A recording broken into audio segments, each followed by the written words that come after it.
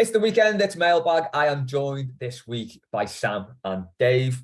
We've got loads of questions to get through because we had some hanging over from last week. So we'll just get straight into it. First up, Stuart said, I'll come to you first on this one, Sam. Stuart said, if you could change Alexa's voice to any Everton player, past or present, who would it be and why? Right. For me, it's Big Dunk, but I'm just getting them to bollock me all the time. You can make them do anything, can't you? So just when I need a little bit of, I just need a little bit of impetus to get through to 5 o'clock, and I won't do the accent because I can't do sort of West Scotland, but just have him barking at me when I just need a little bit of encouragement. You know, when he does his videos and he tells people to book their ideas up and then he'll go for lunch with them. I think that's what's been missing my whole life. It's more our lives, isn't it? Yeah. I just would have got a lot more done if I'd had that hanging over me. It's that accent, isn't it, where he goes, hey, like he says it Scottish and Scouse in the same language. It's like, you all right? Hey, you all right, big man? But it's in Scouse as well as Scottish. Yeah, it properly makes you want to do stuff, yeah. Yeah, you could go ultra threatening with Archie Knox, I suppose. Oh, God, yeah. Yeah. No, Walter Smith's got a sexy Scottish voice. Yeah. God rest him. I think the thing, I can't remember who was saying this, but obviously Archie Knox is terrifying. And I think when he was at Man U, there were a lot of players who just were trying to follow his instructions because you would. Yeah. But also his accent is like impenetrable. So they couldn't always tell what he was barking at them to do. So that would be a nightmare, wouldn't it? Yeah, that's like an anxiety dream, isn't it? Archie Knox is giving you loads of instructions, but you can't understand the word he's saying. Yeah, it's tonight's nightmare sorted. Dave, who are you going with? This might people might take offence to this, but I'd go with Bill Kenwright. Okay. For the reason that not that I particularly like his voice or that I've watched anything he's ever been on, other than when people ripped that he was on Corrie. I'm saying Bill because it forces to do stuff so Alexa didn't speak again. So, you know, if it's like if you had a program to say, listen, we need some milk, get round and get some milk for the house. You know, if you had that set, so it would tell you after a certain amount of time that you haven't gone and done that. It would make you do it because you don't want to hear him again. That's my theory about it. And also, you think of the various ones where he's like, you know, that meme that went round where it was like, it's not perfect, but it's Everton. And that the way he says those things, I'm more than happy to, like, I'd do things that he told me to do because I didn't want to hear him anymore, if you get what I mean. So a bit of a different kind of concept on how Alexa actually works. You know, you're happy to hear Alexa saying that it's putting on your favourite song and all that stuff. Bill Kenwright telling me to get up and get to work. I'd do what Bill says to me just because I didn't want to wear them. I feel like it's not perfect, but it's Everton. It's just that's something the one. Yeah, I could just say that in my everyday life. You know, if I was sort of slacking a bit, just, that's done. It's not perfect, but it's Everton. That's your excuse for everything in life that you're not good at. Yeah, it's not perfect, but it's Everton. It's because it's Everton. Because I'm related to Everton. That's why. The one of the worst he had was, I say one of the worst, it's one that you see quite often now, is when he's standing next to Mashiri, so it was really cheesy before they even spoke. It was after that time we beat Chelsea 2-1 in the FA Cup. And you see, it was Martinez, wasn't it? It was still the manager. Yeah. And you see him and Mashiri interviewed afterwards, and you just hear Bill going, take me now, take me now. Take me. I'd have that as waking me up every day. That was where he also said, what a manager, wasn't it? Oh, yeah, that's the one, yeah. Within weeks. Oh, what a manager. Christ on a bike. Or when this would make me feel sick now, but when Martinez first came in and he said, first thing he said to me was Champions League. Do you remember that one when he first joined? You see Martinez shift uncomfortably in his chair. On his way out the door. Did I say that? Are you sure I said that? Not sure I said that, Bill. Was that me? I think the one I'd go with Onana. after hearing him sing last week. Did you see that? Did you read? I think it was Jonathan Northcroft's piece on him last week. He's in the got Sunday quite paper. a sort of repertoire, hasn't he, Inanna? Like 21-year-old fella, yeah. He's like can speak 5 languages. He's written a musical score to a film. He can sing. Needs to sort his hair out, He's a professional footballer. His hair needs sorting out because it's changed already quite a lot since he started with us. And I know typically most players that come to Everton end up losing a lot of hair, but his was very, very different, very waxed. Just imagine having that luxury though, Dave, where you can just have a different hairstyle every day instead of the one that just sets itself. Yeah. I've got my hair's like Homer Simpson, so I can't really choose much on the 4 strands that I've got left. I feel like Joleon Lescott's hairline was very Everton. Very, all over the shop. Just a touch of, I mean, that when he joined, that was probably quite normal. But it does just, the more Everton's you, it does just start creeping back up your head, doesn't it? Joleon Lescott's hairline's like that picture of the Everton backline into the 4-1 against Southampton. Like a dog leg, Tommy Gravesen had hair when he joined Everton. I can't even Yeah, I can't remember him with hair, but he did, didn't he? He had that classic receding brushed back. Yeah. Hair, didn't he? I genuinely thought you were joking then, No, because I don't remember this at all.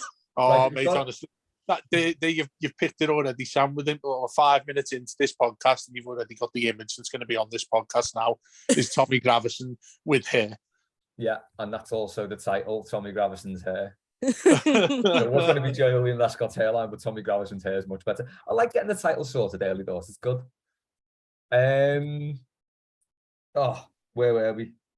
Oh yeah, so one from Dan. Speaking of hair, one from Dan. So he'll hate me for that, God. You're playing in a charity football match. You have one siding 2-footed Widowmaker tackle left before you sub off. Wow, what a name that is, Widowmaker tackle. He's got away with words, Dan. Who are you putting into the advertising hoardings? Charity match, who are you 2-footing?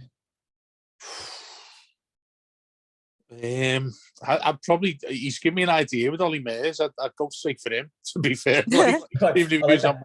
As you're getting subbed off for Ollie Mayers, you're 2-foot Ollie Mayers.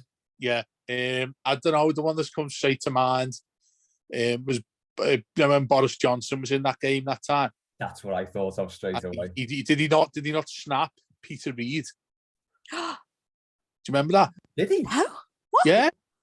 I'm almost certain when he went on. I remember rugby tackling someone. Well, that's it. He fell over, but I'm almost certain Peter Reid was involved in this. This is the worst thing Boris Johnson's ever done. I know. It really is.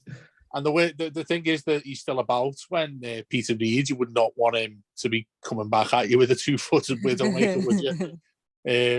Yeah, that's... and again, Boris Johnson is probably the person I'd love to go through. I'd absolutely love to do that.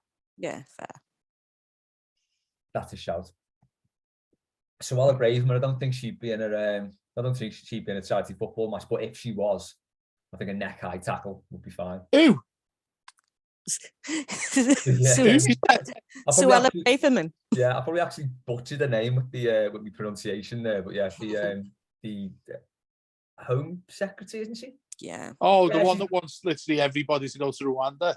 Yeah, they've basically found a worse Priti Patel somehow. Yeah. I wouldn't mind tackling her face. She would wear that Arsenal shirt though, wouldn't she, with the sleeve sponsor? That's so intelligent that you said that. There'll be a lot of people listening to this who will have to Google that, to be fair to what you're on about. Yeah. Is that still sponsored by that, Andy? Yeah. Yeah. That's a bit mad, that, isn't it? It never looked good on that marble shirt, did it? The one that looks a bit blood spattered. Yeah. In a nation that is quite famous for genocide. I'm saying that because the whole time they had that third kit, I was like, well, this is inappropriate. And nobody seemed to be saying anything about it. Yeah. It just wasn't touched. Everyone sort of looked at each other and was like, it's all right. It'll do. I'm not saying any if you're not. Such a weird shirt. That it was meant to be the marbled halls of Highbury, wasn't it? Apparently, that was the design. Okay. Mm-hmm. Definitely not blood spattered. So we're going with basically any Tory. Yeah, I had a footballer for this actually, go on, but I had Ronaldo, but mainly to ruin his looks. Like Phil Neville styles. Remember when Phil Neville did him? Put in the face. Oh yeah, no, exactly. That was beautiful when Phil Neville did him. That's actually when people started liking Phil Neville for a bit, didn't he? Yeah. Yeah, I think it lasted a few months, but then realised it was Phil Neville. The step over king. No, but I feel like if I could, I wouldn't go 2-footed, but if I could somehow get to the face and just sort of really rearrange that nose, I think that would hurt him in a way that he arguably deserves. And he'd have to pay to get it fixed. Yeah, but I'd really mess it up. But to the point where like he couldn't get it fixed. Yeah, I'd make his face look like an adventure playground. Oh, one random one I'd like to throw in there, Les, before you move on, would be Jack Rodwell. You 2-foot Jack Rodwell? Yeah, and similar in the way in which Sam just referred to face-wise. simply because I had to interview him once, and it was at the Asda over your neck of the woods, I think, as well. Bidston, is it? There's an Asda in Bidston. Yeah. And I don't even know what he was there. Well, he was doing some sort of promotion for them selling. I don't even know what it was. I don't know how it was even arranged that way. But he ended up going to Bidston Asda with Tim Cahill. I missed this. No, sorry, with Jagielka in Tim Cahill's Lamborghini. It just sounds so random, doesn't it? And like he's whoever it was, Jagielka, I think that was driving it, but I can't remember if it was, and I should really remember this. It was either Tim or Jagielka that was driving the other's car with Jack Rodwell, and he was stood on like at the back of Asda, so no one could obviously see him, thinking that everybody be all around him trying to get autographs and stuff like that. Anyway, I spoke to Jack, and he had to be the most plain and boring person I've ever met in my life. And lo and behold, his career turned out that way as well, didn't it? With us, he was an absolute disaster in the end, and we got 10 million from Man City for him in the end, and that feels like the best deal we've ever done for selling a player. I think that was Bill that English player quota, wasn't it? Did he not do your head in when he played? Because he just looked like he constantly wants to look perfect, like the type of player that would not get mud on his shorts. It was the classic middle class player syndrome for me. That. Oh, massively, yeah, straight out of Birkdale, wasn't he? I'm good at football, but I'm not that bothered. I don't really need it. That's what it seemed like to me. Exactly. I'm from Southport. I don't want to sound like I'm anywhere near from Liverpool, but my accent might vaguely sound that way. If it does, I'm never going to talk to you again. He properly wrecked me head. Oh, even when that you've time he turned me got sent now, off yeah. against Liverpool. They want to send it off. Yeah, against Suarez. Oh, that was ridiculous. That was He Jay's shouldn't have been first sent derby. off, but I'm happy he was. He was 3, and he had to go at half time because the atmosphere was that bad. He didn't like it. Oh God, I just remembered. I was in quite polite company for that, and I just yelled in a really socially unacceptable manner. It was a uni friends. We'd gone around to a uni friend's flat, and they were quite posh, and I was just I screamed a lot that day, and I don't think I ever saw that lot again. That Rodwell sending off, you mean? Yeah. Because it was similar to that Cout one that he didn't get sent off for. Oh God! Oh, when he tried to double foot Neville, yeah. Yeah. Do you know what's funny though? When you say that, when people see you in a football context for the first time and they don't realise that the monster you become. Mm-hmm. Oh, but yeah. Amazing. It's like people can't sort of comprehend how different I get because I do turn into a proper sweary knobhead. I'm a proper sweary knobhead most of the time, but a little bit more. When the way you've said that and the way Sam referred to your with the uni friends, it's almost a relief really, because I think, you know what, I probably don't like these people, but I haven't got a decent way in which to tell them and not feel like a flat myself. So when something happens that I can do and perfectly is right in the middle of my zone, i.e. screaming at the telly when Everton are playing or getting beat or someone gets sent off like Jack Rodwell, then is the appropriate time for me to allow them to see that I'm a bellend that they should not want to be near. And it would be much easier for them to do it that way rather than me tell them I don't want to be around them. You're not wrong, actually, and I do feel better about it now. It's all worked out for the best. We might have a new title as well for this, Jack Rodwell at Bidston Tesco. Quite like that. It sounds like a half-man off biscuit song, to be honest. So I'm in. Next up, TWS. Bramley Moore is off. Sorry. I don't think it's your fault, TWS, but, you know.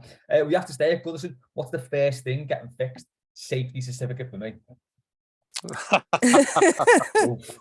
bring it back. Sam, what are you fixing? I reckon we take the screen away from in front of the church and just let people sit on it again. Yeah, this doesn't get talked about enough. The fact that we block out the church with a screen. There's no need for that. I know it used to have a big frig off Littlewood's clock there anyway, but there's no need to block it out with a big screen. It should be a prominent feature of the ground now. Yeah, aesthetically, it's great. You know, it's quite dinky, it's quite nice. It's, you know, it's history and that, you know, let's get rid of it. There's no need. Yeah, for our final season there, ditch the screen. Yeah. And I'd also, because I don't know if you two have noticed, you'll have almost certainly have noticed this, Les. In fact, I'd be disappointed if you haven't, because you're at the park end. I these days park, and it's ridiculous amount of £15 every single home game, but I can't be asked parking any further away from Goodison these days. But you know, opposite the Bullens Park End corner, just across the road there, next to the school, they opened the car park there, and like I say, it's ridiculously expensive. But what I used to be able to do was come out of the side of that car park and straight over into the car park at the park end. You know, where you can just walk straight through and behind where you go in. Oh, yeah. Got the fan zone and all that. They've closed that as a path you can take. Yes, you've got to walk right down, haven't you? You've got to walk all the way round towards Stanley Park. Some of the lazy bastards like me, it's an absolute disgrace. But also, it's like, yeah, I miss it because you do. This might sound sad, but you do get some sort of atmosphere when you're going in at like 10 to 3, walking up to where you get in with your ticket. Yeah. You see so many people doing the exact same thing. You see the food bank that's there as well.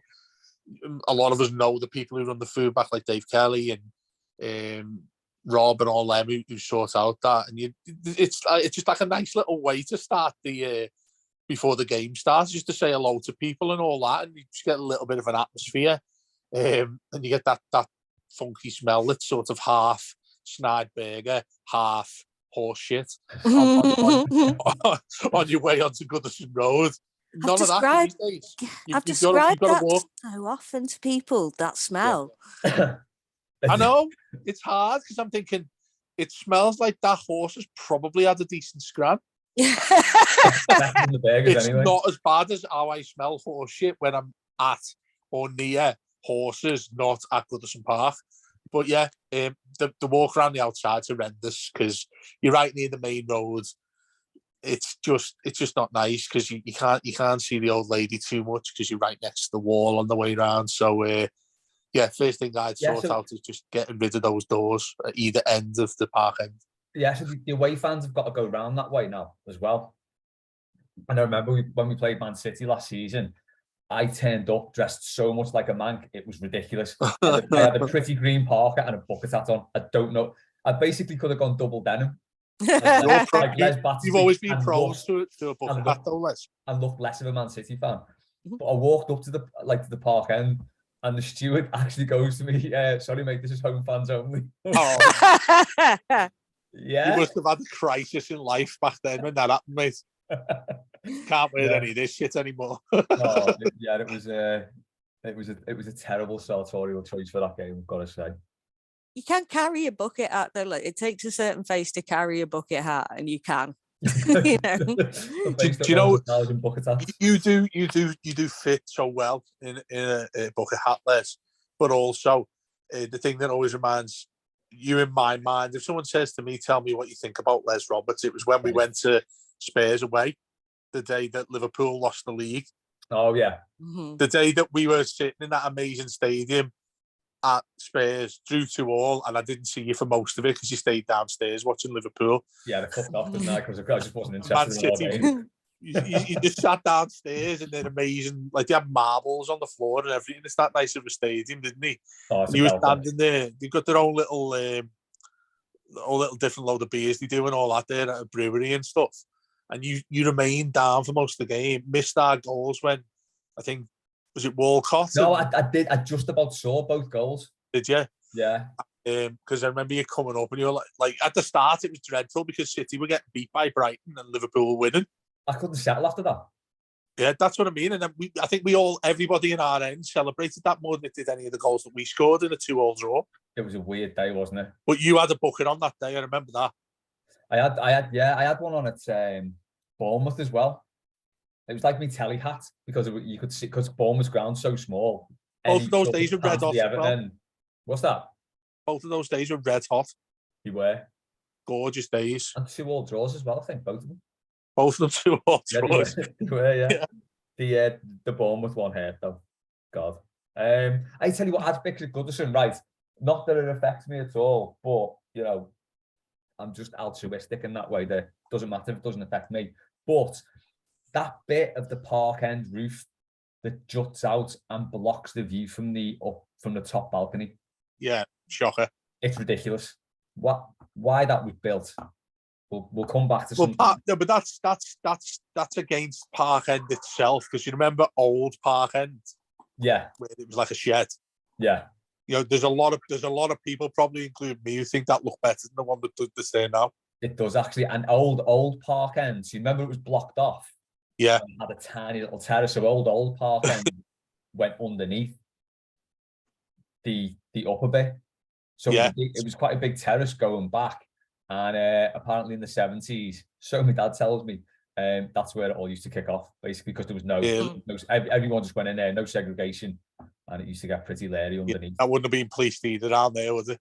No, it's like a thing in school, that, isn't it? Where everyone sort of escapes to a dark bit where no one can see to like have a fight and stuff like that. Yeah, spot on. Yeah. I don't understand how you remember it, Dave, because by the year you're at school, you're younger than me, but I don't remember the old park. Well, I've got a flashbulb memory of the old park end, but I don't really remember it. Only because, not because I've been to a game, but my dad took me to Goodison once, because my dad used to, this is a complete tangent, but my dad used to run the Sefton Pool League, right? And he managed, I have no idea how he managed to do this, but he managed to negotiate that the club, Everton, sponsored this pool Super League thing. It had loads. It was in all sorts of dodgy boozers all around Bootle and, you know, Sefton Way. And he managed to get the sponsor. So I had to go with him there a couple of times, and to Belfield as well. I remember Belfield quite vividly too. Belfield was great because of this. And it was only about 5, 6 before we won the FA Cup, wasn't it? That when the Park End started getting changed. I remember the day we went, I was so. Go on, sorry, what? It was Wimbledon that got knocked down, didn't it? Before there were people up trees for the Wimbledon game. That's the only reason I remember it, and I just in my head see it. But also, if you watch them, you know, the Sky do the Premier League shows from down the years and stuff like that. If you watch them, sort of when Mike Walker was there, it was that age. It was still there, wasn't it, Les? Yeah. Yeah, so that's the only reason I remember it. Sam, I'm not blagging that I'm quite young, you know. Just on Belfield, I've got like, so I think so when I used to go with my dad, like in the mid 80s, I think we were in some sort of family club or something. So you get a trip to the Belfield with the kids, and I've got pictures of me stood by like player cars, and he's like, it was before like footballers had such inaccessible wages that they were just like stratospheres above everyone else in terms of like how wealthy they are. And I remember there was like, I don't know if it was Trevor Stephen had like an XR3i or something white, but down the side of it, it had the name of the showroom in Liverpool that had donated the car to Trevor Stephen.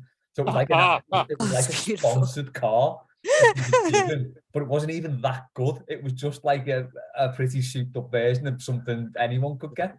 Oh, that's Um, beautiful. Here's me next to Matt Jackson's Volvo or whatever. Like, that's what it would be like, yeah. It's actually quite funny or quite ironic, Les, that you're obviously linked with marketing and stuff like that.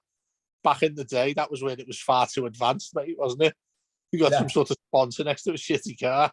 Oh, it was amazing, though. Yeah, I'm sure Paul Bracewell had a Capri.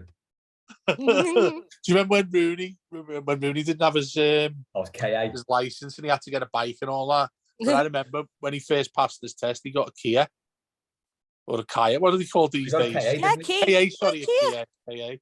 Yeah, a little tiny one. I remember there was a picture on the back of the Echo with him standing next to it on the park end. It was in that little bit, wasn't it, between the... Yeah, that's right, yeah. I had no idea why they just decided to put KA there and have Rooney stand there in a bit of trackies. Hey, they fucking open it for that, don't they? Hey, I know, yeah. For that, for a frigging car to go in. I'm now like coming to terms with the fact that I've owned the same car as Wayne Rooney at one point. That's really, you had a KA. Genuinely, I've no idea. Like you obviously even these days, everyone wants a car that's efficient, but a KA just looked like it was far too small and never, ever, ever going to be efficient enough for what you need it for. It's a second hand and it's a run around. It's dirt cheap to run, so it's not for grown ups, but it's fine if basically it's a car for people the size of me or Sam. Yeah. Most people call it a car, like a car instead of a KA. It was a terrible name on it. Yeah, it was awful. They're still going, aren't they? Yeah, I think so. Yeah, like Clio's. Tiny little Fiestas now, though. Or Igos. Igos is your first car now, isn't it? It is. Yeah. What was you? Yeah, I'm asking my own question here. What was your first car? Oh, mine's a belter. Go on. I had a British Racing Green. I've gone very partridge. A British Racing Green automatic Mini Mayfair, but like the old style Mini. It was a go-kart, basically. I like that though. This sounds like the 40s or something. This. Class. I've never heard of that. Genuinely never heard of that. What, a Mini Mayfair? No, get a picture of it, please. Okay. Oh, just by the way, in the group, in the chat on this, I put the link to the Google search for Tommy Gravesen's hair, and there's a picture where he's wearing some red kit. I don't know where it is, but he's got an earring. Oh, good grief! Some slick back hair going on. He looks the part. Where have you put this? What? In the chat on this. He's a 70s football thug. He is. He's football factory as fuck. Yeah, the Green Street motherfucker. The Green Street motherfucker. Wow, he looks amazing. psycho there, doesn't he? It's class, isn't it? Nice teeth, though. What was your car, Sam? Your first one? Oh, that was my first one that was on about. Oh, the KA. Yeah, just the KA stroke car stroke whatever that one is. What was yours, Dave? Mine's pretty boring, mate. Because I was quite a late bloomer when it comes to passing my test or even taking my test. I passed it in 2010, and it was just it was an 07 plate Corsa that I got from Georgeson's car place. People who live or are from around L4. It's literally up the road from Goodison and Anfield, actually, literally around the corner, Georgeson's, and I remember paying a ridiculous amount of money that I could not afford, and the insurance, because it was 20 or 21, the insurance itself, like it's expensive these days, isn't it? But you remember when you're first like young and you are getting insurance on a car, the money is ridiculous. Like the cost of it, you literally cannot afford it. And I think it ended up being something like, it was like 1,800 quid a month. I mean, how's anyone going to afford that at that age? But yeah, that's what I mean. So I ended up getting, and there'll be plenty of your younger listeners who know this, when you end up with an insurance company that puts a black box. Yeah, a black box where, and like I remember logging online and it'd be like I'd start celebrating if I'd been driving the right speed. You'd end up giving you like a little bit of money off every month, you know what I mean? So like, obviously it works. In 30 miles, you're doing less than 30 all around where you go and all that. I remember when I first got with Hayley, my fiance now, that, you know, we started going everywhere. I remember driving it like, honestly, someone could go past us in a bike, because I'd try and keep it as slow as possible to end up getting loads of points and money off the black box. Well, you can get bumper stickers, can't you? Because the person behind you needs to understand that you can't go above like 30 miles an hour. Really? Yeah, so you get bumper stickers saying, "Sorry, I've got a black box." Because what a loser you'd look like, though. Do you know, if you're trying to look cool in your new car, you're going to uni or college, some people, and you're driving around, but you can't go any faster. But otherwise, you're driving like you've had 3 pints, aren't you? Like just driving incredibly carefully. That was actually probably like a really good marketing thing for the police and stuff like that, because if you had one of them bumpers on saying I can't go faster than 30, but you actually did, the police would pull you and see if you were bladdered. As a kid of the 80s, there are only 2 car stickers for me. My other car is a Porsche and honk if you bonk. The only 2 car stickers you'll ever need. Honk if you bonk. It was a lovely time. It's becoming clearer and clearer why you love Stranger Things. Who doesn't love Stranger Things, but you adore Stranger Things? That is like right up your... Oh Christ! It was because it's right in the middle of your time, isn't it? Yeah, without the threat of death, it's what I wanted my childhood to be like. Really. Joe's asked. He had a question. I read a question last week, but I saved one for this week. So, if we got bought by George Soros's son, what mad conspiracy right-wing weirdos? Sorry, I'll start again. Okay. If you got bought by George Soros's son, what mad conspiracy will right-wing weirdos make up if we win any actual silverware? We've all got to be extremely careful here, lads, that we don't get sound clipped. Really I know, this is it. Like, that's quite a nerdy question, that. Yeah.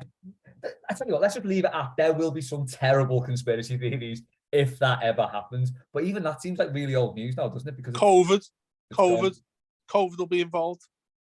It'll be our fault. Yeah, that we started it. I would look. Yeah, and I would love. In fact, it was them that started it by playing Atletico. It was. It actually was. It was then. Bastards. There you go. I do love the. Well, I say it's their fault. It was actually Atletico's fault, wasn't it? Because they. Well, mind you, it's a bit of both, really. Allowing them to come over is the first problem, isn't it? Yeah, absolutely. Tom, then. What if I do love this though. Like, I'd love that if it turns out like the Illuminati, the head of the Illuminati is like Alex Iwobi. Like, and I would be fine with that if there is a kind of, you know, a shadowy cabal of ultra powerful megalomaniacs overseeing us. I want it to be Alex Iwobi, of course I do. That'd be lovely. Fine with it. If you look closely at the eye on the Illuminati sign, it's Alex Iwobi's eye. That's the thing. I think it could be something to do with Rondon. Just that he does something that means that he gets paid to do something, because he gets paid to do absolutely nothing for us, doesn't he? But also, and Enna Valencia. Now, Matt, on the podcast earlier this week, Matt was talking about Enna Valencia. I don't know where can't remember even where he said he is now. But Enna Valencia has been banging in goals all over the place, left, right, and centre. He's still playing. Well, yeah, he's only 30. He's only 32, apparently. Is he shite? No. Honestly, because as soon as Matt said it, I was like, nah, we need to check this up here. But then, wasn't he also, before he left us, like doing a runner because someone was after his kids' payments or something like that? His wife was chasing him, or his ex-wife was chasing him. Yeah, he got chased after the game or something, didn't he? Yeah. He makes. I'm not too sure why, but anytime I think of Enna Valencia, I just laugh my head off. He's 32, but he was... Sorry, go on. He was nowhere near the worst striker we've had, though. That's the thing. He weren't actually that bad when you go back through the ass and Rondon. You know, you think Even the you ass know when wasn't you're that that bad, I bad. don't think. Yeah, I was gonna say you take the ass out of your goddamn mouth. You take that Prince out of your mouth. He came on against Liverpool away. Say Liverpool away, like it's far away. At Anfield, he came on against them and absolutely ran the show. We already lost the game. We were like 3-1 down, but he ran the show when he came on, and he just looked like a world class footballer. And I was like, "What is going on here?" Like, it was probably because Liverpool just give it up because they already had the match won. But he came on for the last 20 minutes. I was looking at him thinking, "Where's this fella been?" And then I think that was the day or around that time that it was revealed that his family were running after him for money or something like that. Well, it'll be adrenochrome, won't it?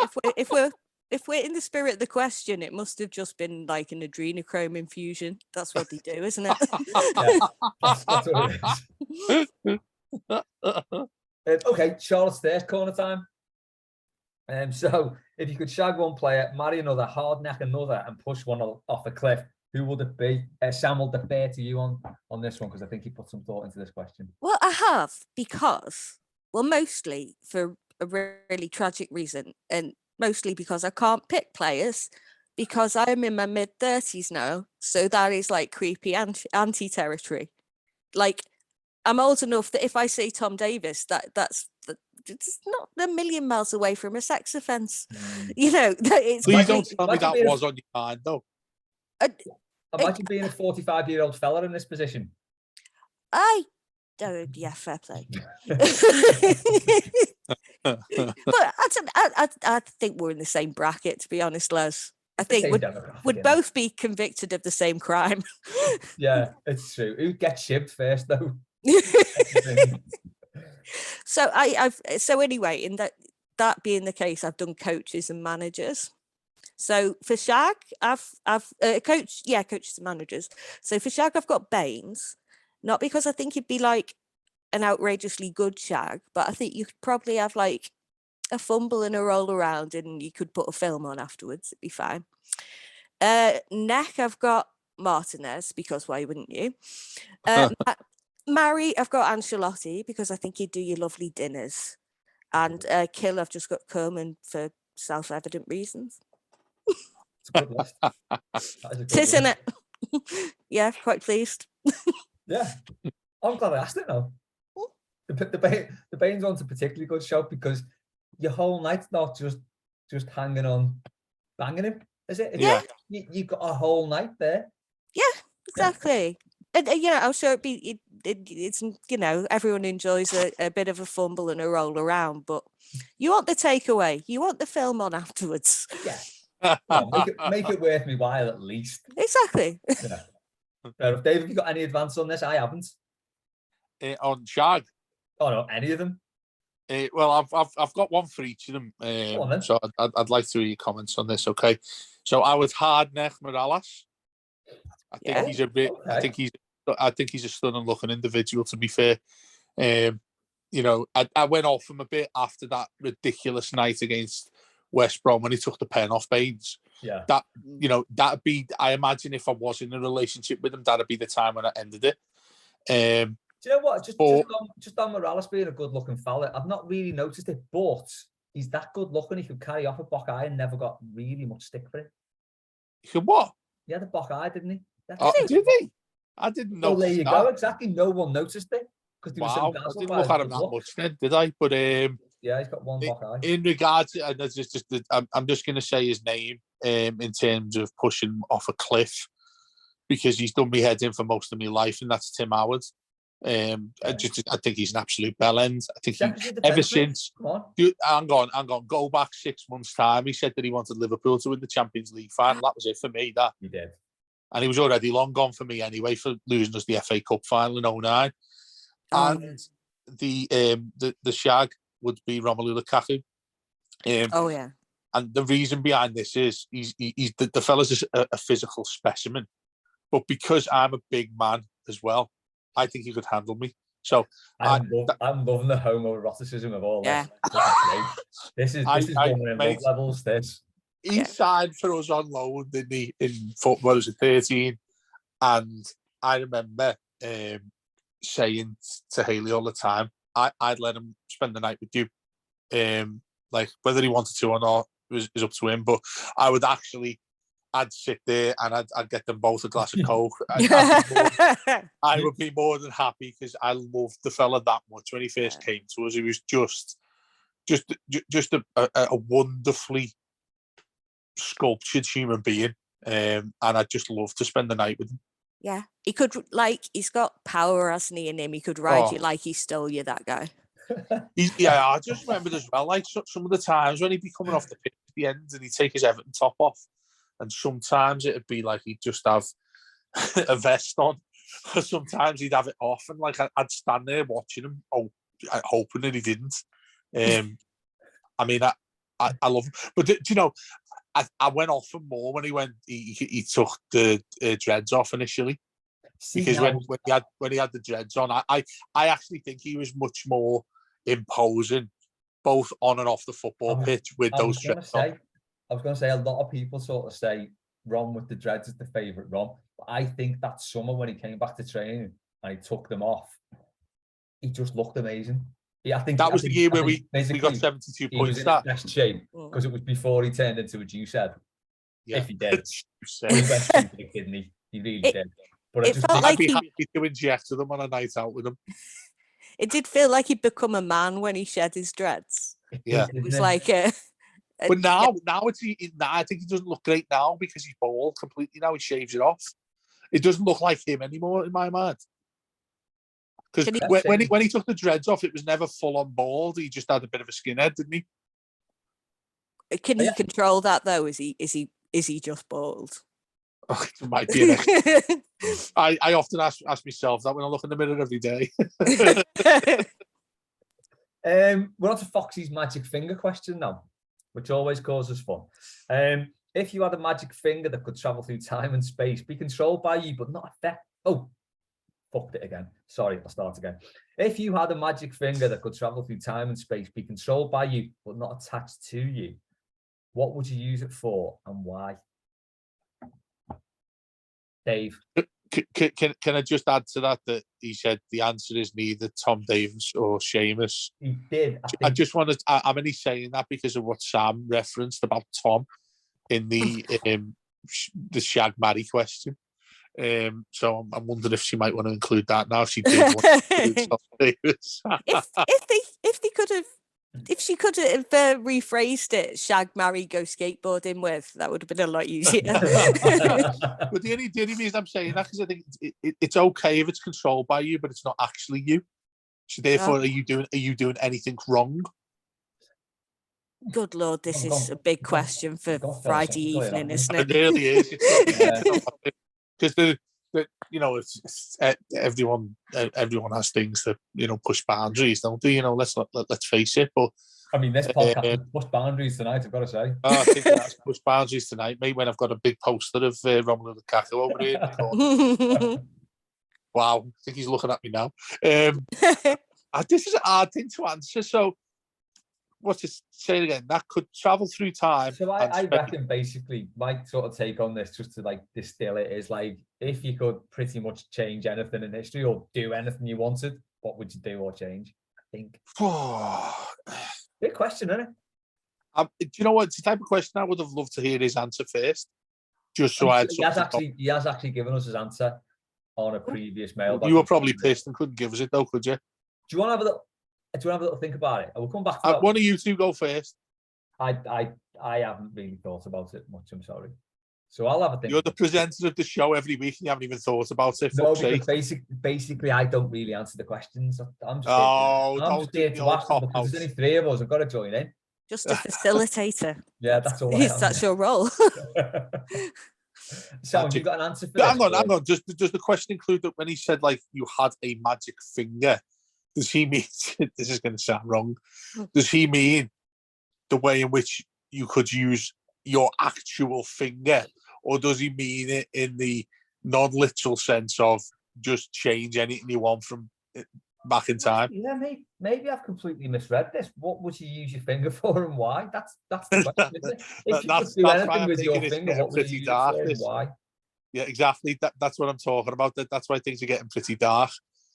Who would you use your finger with or around, or it's getting dark. So I can't think. Yeah, I can't think what my fingers could conceivably be used for.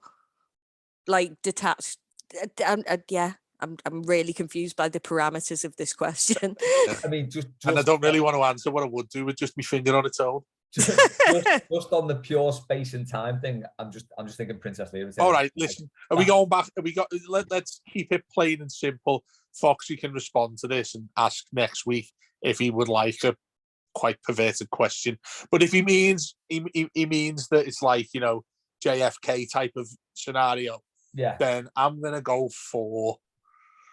That's really hard. Actually, go back in time.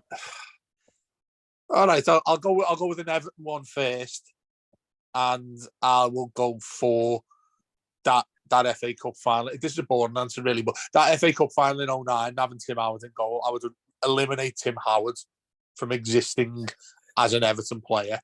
Not existing as a person, not that cynical, but him playing for Everton. That's what I would change with the finger. In fact, I'd put my finger on the end of his hand and he'd say Frank Lampard's shot. Because it was that shit. If you're going to change an Everton thing, I'd go back to 1971 and not sell Alan Ball, because that's when everything went tits up. No, you're not that old, Les. No, yeah, but if you look at like tipping points in history, okay, where Everton are concerned, right? Everton won the league in 69-70. They were undoubtedly the best team in the country. They should have gone on with a young team as well. They should have gone on to dominate the 70s. They sold Alan Ball. It went tits up, and Liverpool went on to dominate the 70s. Something really bad happened in 70-71. Yeah. I mean, to be fair, the bollocks got buried in the park end. There's something at that point. There's something bad happened there. Well, to be fair on Foxy's question, that we don't fully know if he means literal finger or non-literal finger. He's obviously he would. I'm presuming he would like us to include an Everton-related answer. So that's mine about 2009. Yours about 71. What would you do, Sam? The first one, I didn't have an Everton one, but the football one that came into my head was I'd send Gerrard to Chelsea. Oh, that's nice. Went. But that'd then lovely. But if we have that, we don't get the slip, do we? Oh shit, yeah. It's tricky. Yeah, because as well, you couldn't send them back. You couldn't send them to Chelsea because you'd have to include that they already won the Champions League with that ridiculous 05 one they love. So that's a really good point there.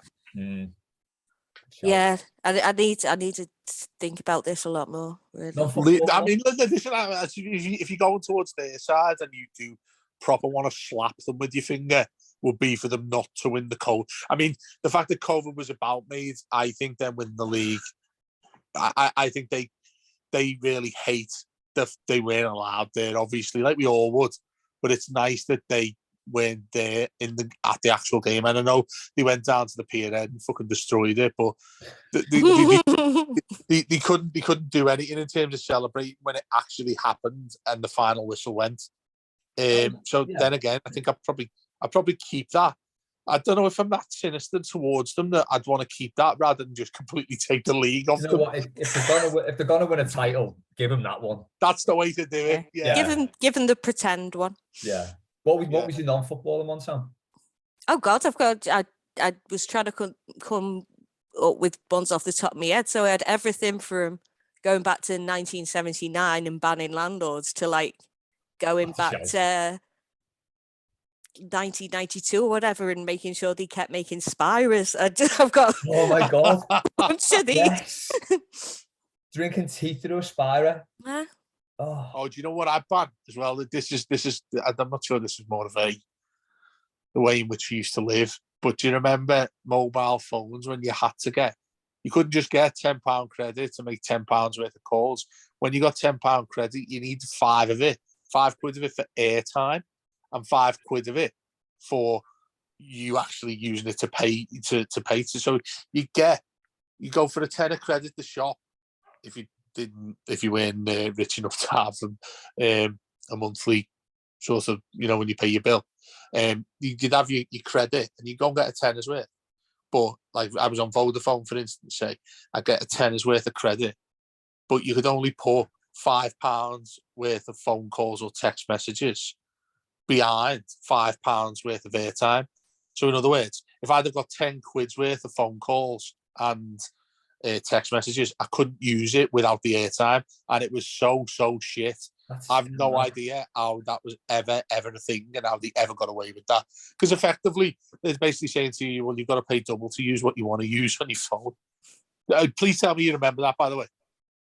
I actually don't, because I didn't have mobile phones in my day when I was young. Oh, shut up. No, dude. I was working when mobile phones came out, basically, so I just got a contract.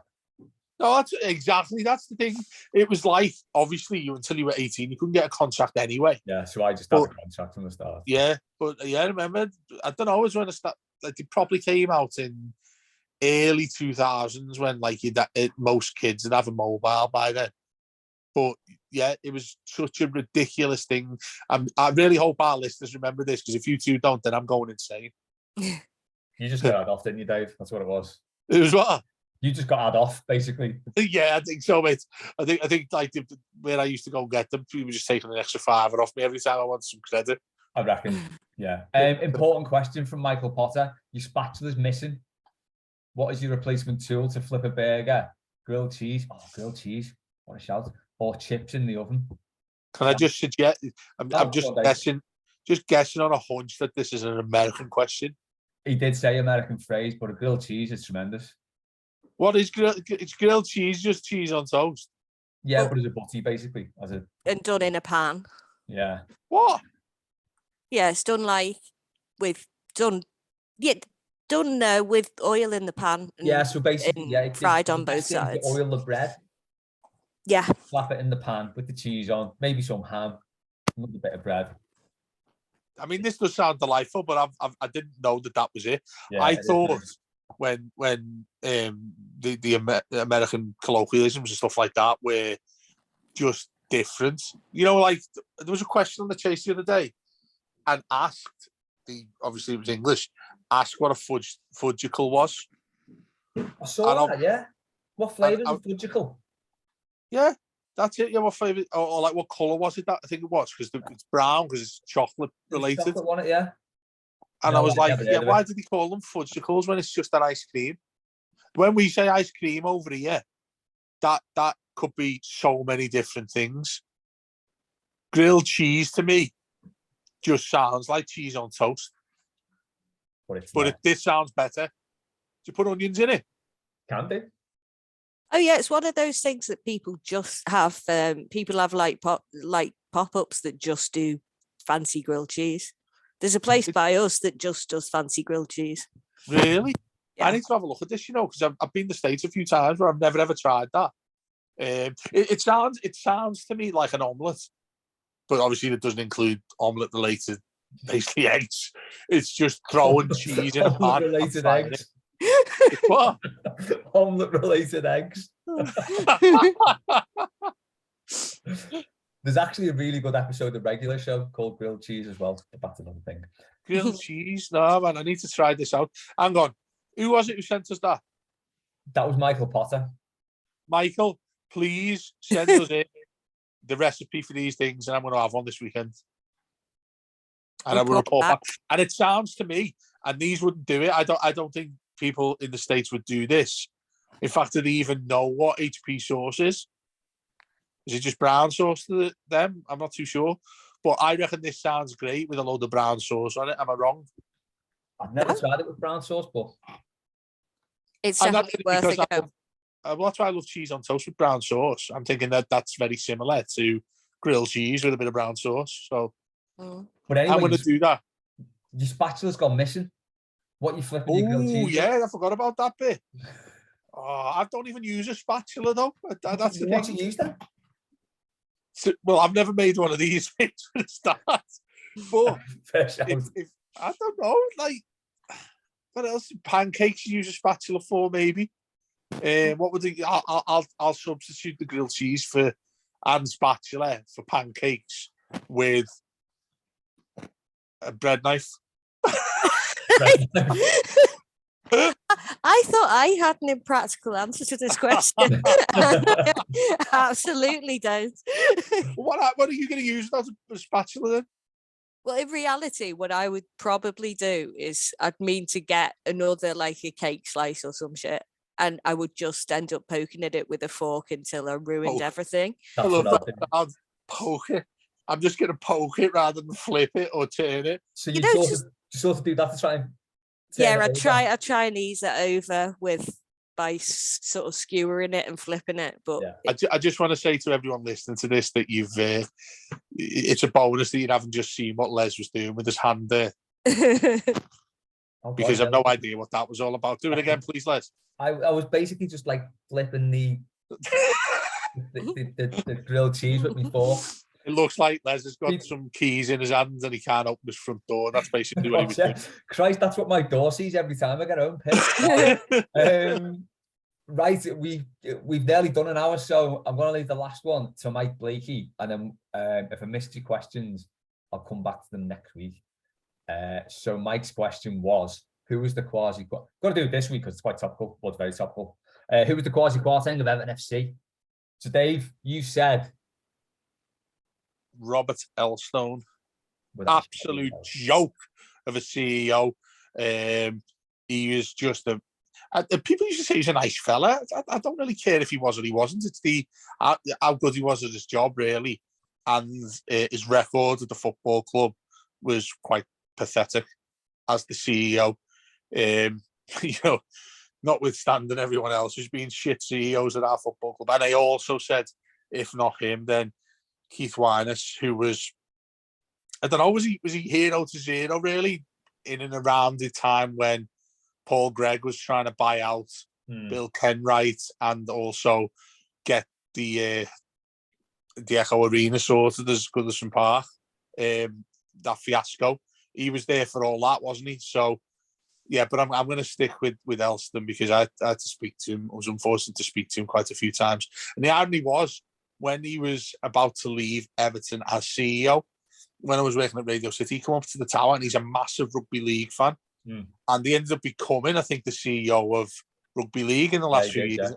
He's not there anymore, but he's a massive Castleford fan. And he come in and he was so nice, so sound. He didn't like me because he knew who I was. It was one of them awkward things where, you meet somebody who you know and think of as a prick, but you don't know each other that well that you'd refer to it, so you probably would shake their hands and smile just for the sake of getting on. It was a bit like that, but yeah, bit of a tit. So it's Elstone for Quarteng, and then Mike asked, and who's the Jeremy Hunt? Don't know if he meant rhyme and slang, but then he said Keith Winers. So there you go. Mark Small said Trevor Birch. Sam? I cannot top that.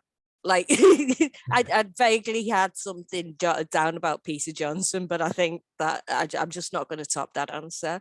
That does top the answer, though, because let's face it, what he done to our football club, we're still reeling from it these days, you could say, couldn't you, really? I know Machiri's come and basically started everything from year zero, which hasn't been great, admittedly, but it wasn't anything like him, Johnson. Yeah. I mean, that's sort of pivotal, but it's actually it's too depressing to get into as a final question. So I think I'll just leave it. I'll just draw a line under that. I mean, just say who you'd shag again. I'll avoid the chairman. What chairman? Nothing perverted about Tom Davis. The thing with Peter Johnson is basically Everton's whole future with him hung on whether DJ Spuddles made it or not. What? What's this saying again? Spuddles flopped. Who? So DJ Spuddles was, he's Park Foods, Peter Johnson. He had this big idea for flavoured chips. Not crisps, actual chips. What the fuck is this? That were flavoured. And they were called DJ Spuddles. And this was his big idea. This was his winning idea that was going to basically bankroll the toffees. And I can't believe I've never heard this before. Yeah, DJ Spuddles. Look it up. I don't know. It might not even be on the internet. Have you had a pack of them? No, I'd never ever saw them. Did they never come out? No. So Yeah, these, they did come out, but do you know what Didn't go far. Spuddles is actually a word as well. Spuddles reminds me of someone who's akin to the same person as Mr. Testicles. He could be. Is it some fella dressed as a spud? A spuddle is a feeble movement. What? A spuddle is to work feebly and ineffectively because your mind is elsewhere or you haven't quite woken up yet. There's Everton in a thing. yeah. There you go. That should be the logo these days, that, for Everton. So some really poor concepts oven chips. Are these the reason all those people had their Christmases ruined? I think so. just a folly of an oven chip, and all those people were just having miserable times. Been putting in since January. Tragic. What do we get? We're having Spuddles for Christmas Day again. For Christmas dinner again. Spuddles with your grilled cheese. It's been a culinary awakening for you. This It really has. So the only thing I can find about Spuddles is 17th of July 2001, Liverpool Echo. Happy return for DJ Spuddles. Businessman Peter Johnson. What do you mean DJ? There's a fella who's called DJ Spuddles. Businessman Peter Johnson has regained control of the troubled DJ Spuddles snack that cost him £12 million less than 2 years ago. Is there a fella called DJ Spuddles? Please tell, DJ. Is there? I don't know where the DJ came from, but just I would urge everyone to just do a little search on DJ Spuddles. He's regained control, so at some point somebody else had outmaneuvered him. That's right in my head. So here's one. I don't know if this is the oh my god, the second time lucky as DJ Spuddles comes back as Max's Originals. Any one of the Max's Originals? What? So this is a story. I don't know where it's from because it's in the free library or something. But Peter Johnson has rescued and revamped the disastrous loss-making DJ Spuddles chips business on the back of a lucrative long-term contract with snacks giant Golden Wonder. So I've just got this concept in my head that this is some fella who's an actual DJ, goes and does like 70th birthdays and all that, but takes with him boxes and boxes of like Walker's type of crisps that are called Spuddles. Is that what this is?